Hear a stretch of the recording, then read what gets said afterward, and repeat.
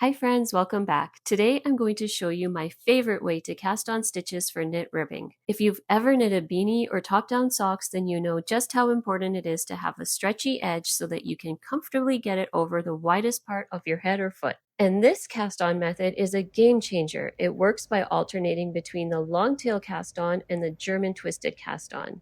It's simple, looks neat, and works beautifully with any kind of ribbing, which is why I prefer it to the tubular cast on, which only works well for 1x1 ribbing. This technique also uses more yarn than the tubular cast on, which gives the edge more structure and helps it hold up better over time. Okay, we'll begin just like we would with a long tail cast on. We need to leave a tail of yarn that is about 3 times the width of the cast on edge so that we can use it up while casting on the stitches. Once you have a long enough tail, and mine is super long because I'm casting on for a hat that will have a brim that is close to 100 stitches, you want to make a slip knot and secure it onto one of your knitting needles. So this slip knot will not count as a stitch. We're going to get rid of it once we start knitting the first round. With the slip knot secured, I'm going to cast on the first stitch using the long tail cast on method. Now the reason I'm using the long tail cast on for the first stitch is because I'm casting on for 1x1 ribbing, and the first stitch is going to be a knit stitch. And with this method, if the stitch is going to be knit, we need to cast on with a long tail cast on. If the stitch is going to be purled, then we need to cast on using the German twisted cast on, which uses more yarn and leaves a bump at the front just like a purl stitch would.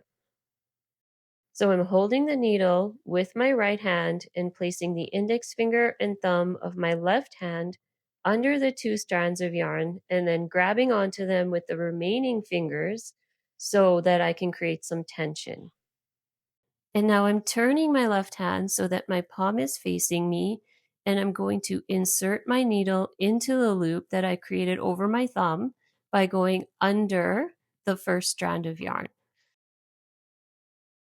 Then I'll go over the strand of yarn coming off my index finger and pull it through the loop. And at the same time, I'm slipping my thumb out and pulling the tails to secure the stitch. So you may want to watch this a couple of times if you have never completed a long tail cast on. But I think most of you have if you're watching this video, so I'm not going to spend too much time on the long tail cast on so that we can focus on the German twisted cast on, which is not as commonly used. So for the German twisted cast on, hold your yarn just like you would for a long tail cast on. And remember, we're using this German twisted cast on when we want to make a purl stitch. So the first stitch we made was a knit stitch, so we used the long tail cast on. And now since we're doing 1x1 ribbing, the next stitch is a purl stitch. So that's why we're using the German twisted cast on. Now this time, you're going to place your needle under both of the strands of the yarn going around your thumb. Then use the needle to push down the strand in the back and pull it towards you so that you create a triangle like this.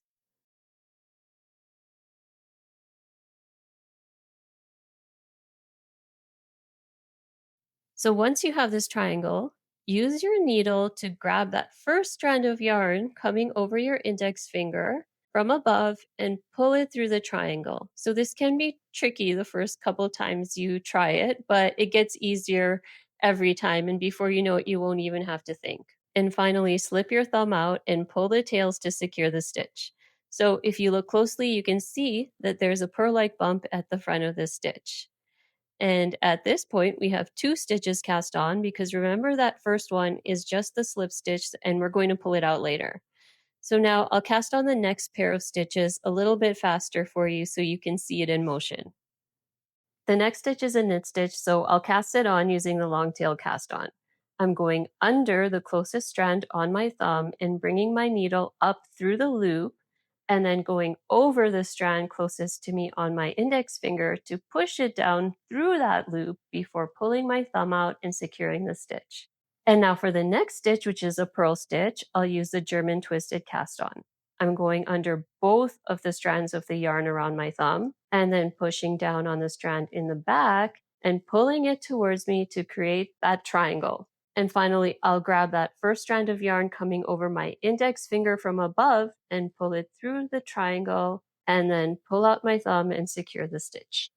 That's it. I'm going to continue to cast on my stitches by alternating between the long tail and German cast on until I have the required number of stitches for my hat brim. And then I'll show you how to join in the round to get rid of that first slip stitch, which we don't need.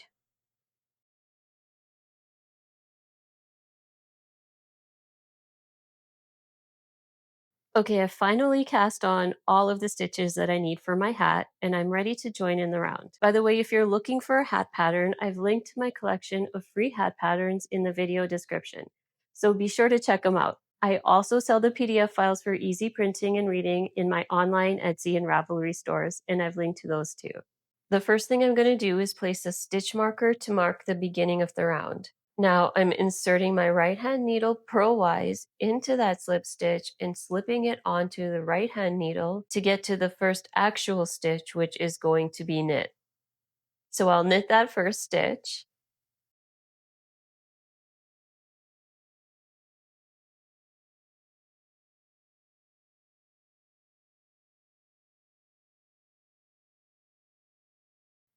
and then the final step is to grab the slip stitch with the left hand needle and pull it over the knit stitch.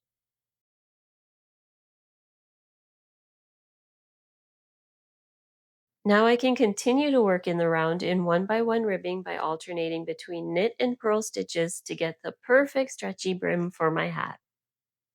I hope you enjoyed this tutorial and feel confident in trying out the stretchy cast on method.